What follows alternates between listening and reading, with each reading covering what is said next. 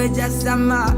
Bangkit wahai kawan, hidup ini tak sempurna. Bagaimana kita nak mengatasi stres? Bukan semua stres bawa keburukan, dan setiap orang ni perlukan stres untuk dia maju ke depan, untuk dia lebih ke depan. Dia perlukan stres, tapi stres yang bagaimana? Dan stres ini menjadi pemangking untuk seseorang itu bermotivasi. Ada setengah orang kerjanya last minute. Bila tiba dekat due date je, kualiti kerja dia lebih baik, tiba-tiba keluar segala potensi dia, idea dia semua, dan sampai due date dia dapat hasilkan report yang terbaik. Ada orang yang jenis bersistematik, plan daripada awal. Kalau tiba dekat hujung-hujung waktu, dia akan jadi stres, kelang kabut, menggeletah, tak boleh nak sampaikan, tak boleh nak buat presentation. Ada orang yang jenis berbeza-beza. Jadi mengenali diri sendiri sangat penting untuk mengetahui tahap stres kita. Antara kajian menunjukkan stres ni boleh dikurangkan bila kita berpelukan, peluk pada yang pasangan yang halal lah, dan anak-anak kita ya, ataupun kucing peliharaan kita. Ini disebut sebagai green light ataupun lampu hijau. Cari lampu hijau kita ketika kita stres. Ada orang bila dia rasa tak selesa, dia kena minum kopi segelas. Ada orang dia kena minum teh tarik segelas. Dia kena berkena roti canai, dia kena tengok pokok, dia kena berkebun, dia kena siram pokok. Semuanya adalah lampu-lampu hijau. Masing-masing tahu dan buat selalu. Ada stres yang positif dan negatif. Yang mana stres yang positif ini kita boleh sesuaikan diri kita, dan stres itu akan menjadi lebih membina untuk kita. Tapi stres yang negatif merosakkan diri kita. Berapa ramai orang tiba-tiba aksiden, dia marah, meraung, dia salahkan orang, dia menjerit-jerit, dia maki hamun.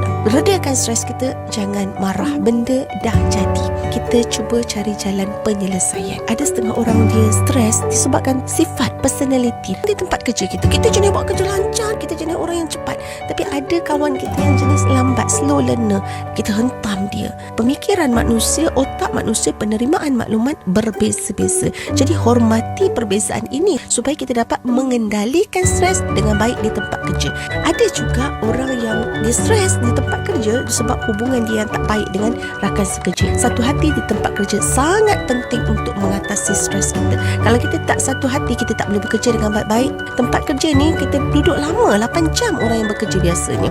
Jadi kalaulah dalam keadaan kita mood tak ada, nak berkawan pun tak boleh, kita tak ada sokongan, tak ada kepercayaan, tak ada kerjasama, orang tak pandang kita, maka kita akan terasa kurang keyakinan diri. Kita tidak boleh melonjak kejayaan ke depan. Untuk jadi orang yang hebat di tempat kerja, untuk atasi stres ini, kita jangan jatuhkan orang lain.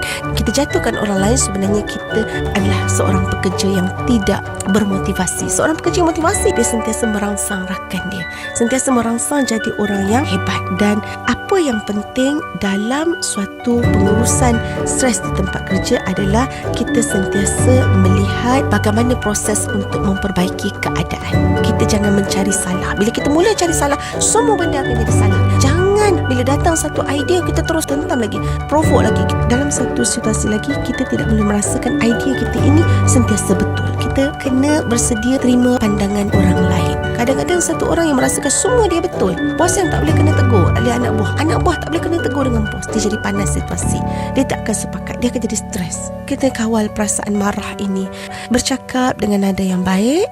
Moga-moga kita tidak jadi orang yang stres dan tidak jadi penyebar stres.